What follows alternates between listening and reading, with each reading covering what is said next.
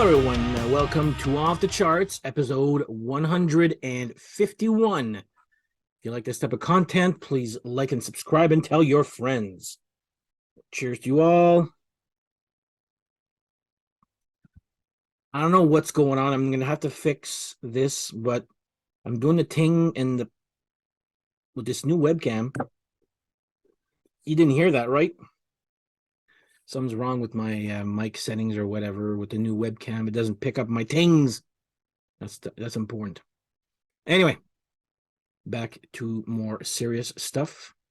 So before we start off, all right. So I'm going to be doing another one of my revisiting or remembering forgotten bands from the 80s or early 90s, whatever. Today I'm doing Saraya. Now, this band, I think most people just know the name as opposed to the music, but correct me if I'm wrong. I like them. I don't love them. I think they've got two albums. They're good. I'm just waiting for that wow single. I think that's what's missing from this band. But anyway, I'll get to that in a few later there. But anyway, we'll talk about their two albums plus a soundtrack that I have.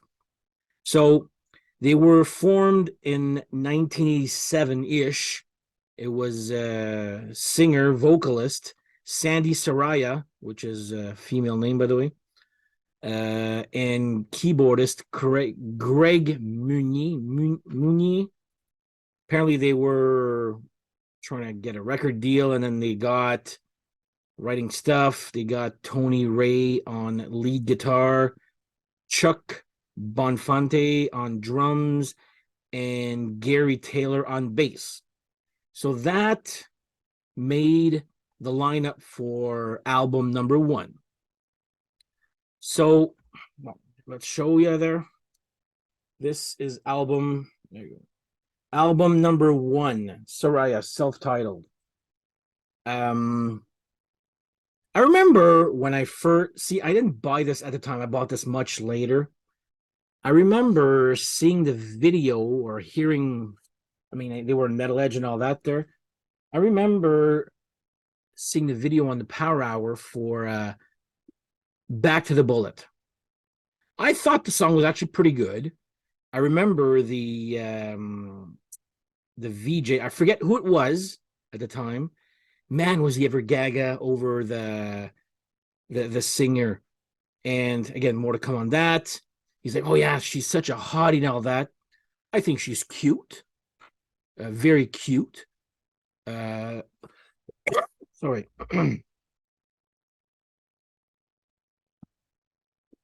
FYI, we got some wildfires in the area here, and the air is not great. Anyway, so yeah, so he was all gaga over her. So that was like, okay, well, she's cute and all that. So the first album I find is very keyboardy, like not that keyboardy. There's still some guitars in there, obviously there, but it was a lot more keyboards than the second one. So I didn't buy this until maybe 4 years ago, maybe. So when I saw the video again for Back to the Bullet a couple of years ago, and I was like, oh boy, I could see hints of where, not musically, video wise, I could see hints of why hair metal died. Look at the first few seconds of the video for Back to the Bullet, and when you have close-ups of each band member, like one guy's on the keyboard, he's like doing this poser look, like pretty boy looks. I was like, oh boy, okay, that video did not age well at all. Sounds good, I find there. But anyway, yeah, this is their first one here. I guess I like it. Not sure which one I like more, the first or the second one. But Love Has Taken Its Toll is good. Healing Touch. Alsace Lorraine, wasn't that their name before they were called Saraya, I believe? yeah, but Back to the Bullet is the one that I know the most. Well, that and another song coming soon there. But yeah, like I said, I just watched a video of Back to the Bullet. And I was like, okay, that I could see why hair metal was getting ridiculed at this time. With time, this album did age very well. Well, it aged okay. Like it's a product of its time there. Um, but I remember like reading like VJ was all gaga over the singer, and I know Polygram was it? Is this Polygram? Yeah, Polygram wanted Sandy Saraya. I guess that's based on her. Wanted to market her as a sex symbol. Uh, well, anyway, they lasted two albums. Like I don't. I guess it didn't work out there. Again, like I said, most people remember the name, but not maybe the music at all there. So anyway, this is the first album. Then I would say this is what I knew most about them. I had this forever. So they had a song off the Shocker soundtrack, which is Timeless Love. Now I read while we're researching for this episode, I read that the singer Sandy Saraya went and sang or recorded the vocals while tied up in chains just to get the feel of trying to get out or I was like okay. By the way, this is a great soundtrack. I would say one of the better songs, but it's probably one of the better Saraya songs. Hmm. This is a great soundtrack, by the way, there. But yeah, it's a pretty good ballad there. Timeless Love there. Uh, I forget in which part of the movie the soundtrack is much better than the movie. Let's call a spade here. So yeah, they have and I believe this was supposed to be a it was supposed to be a Sandy Saraya solo song, but it was actually tagged as Saraya the band. So much for that solo, or I guess that sex symbol that was supposed to happen for her there. But anyway, this came out. Then what happened was in 1991, Jesus, they came out with When the Blackbird Sings. Now, Greg Munier recorded the keyboards for this, but did not like the direction that the band was going in. It was more guitar or heavy guitar oriented to a point. I would probably say there's about as much guitars as the first one, just a lot less keyboard friendly songs. It is heavier. Do I find again? There's still it's a good album. They're both good albums, but there's just missing that wow song. Like not the saying that they need a cherry pie or 17. You know what I mean? It's not, but there's missing that hit single I find from these two albums. But my favorite song has got to be Hitchin' a Ride. Boy, do I actually love that song. And the ballad at the end, New World, is actually very good. It's I was surprised that anyway, good album again. This so yeah, Greg Munier recorded the keyboards, then left, so he got replaced by Johnny Roggio. Jesus Christ.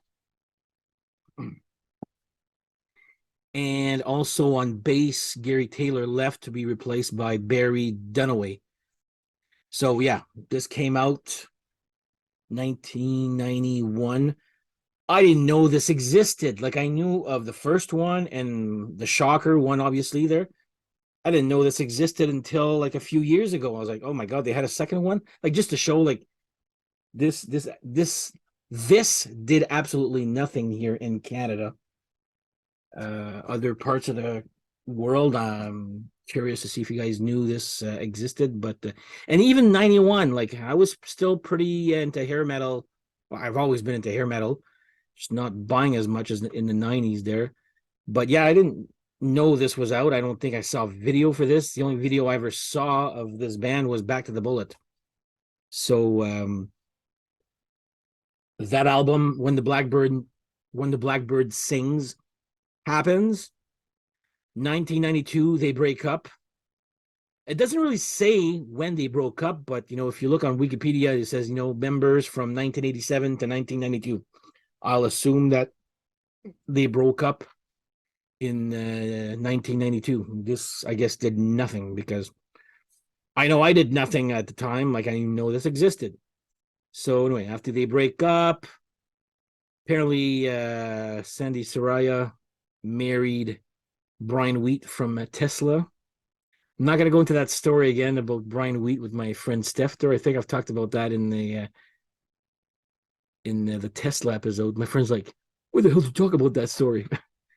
So and Greg Mounier died in 2006 from pneumonia. Apparently, they were supposed to reunite in 2010 at the Firefest festival, but apparently between Sandy Saraya and the Firefest festival organizers, they were not getting along, so there was no reunion. Now, when searching, I think this was like 2-3 years ago, I'm like, I think I read right that they were recording a new album. Like, correct me if I'm wrong, that they had songs written. I don't know who's in the band right now. I know it's still Sandy Saraya, I'm assuming. I haven't heard anything about a new album. I just read that this is like 3 or 4 years ago. So not the 2010 Firefest thing there, but I don't even know if these guys still exist technically on paper right now there. According to when I was doing my research, it was from 1997 to 92. That 2010 reunion concert never happened. But I mean, if they would come out with a new album, I guess I would get it there. But yeah, that's like I said, it's not here to tell you to buy Saraya or not buy it. I find them good, but I'm just waiting for that wow moment, which I think never happens with them. Great voice, but yeah, the first album is very keyboard friendly and the guitars are toned down a little bit. And the second one, all the keyboards are really toned down and the guitar is a little bit higher up. So it sounds heavier, but not really, I guess, in a way there. But anyway, Hitching a Ride would probably be my favorite Soraya song. So anyway, check that one out there. I'm just curious to see if you guys actually know or heard from Saraya. Do you guys like them, hate them, or whatnot? Let me know.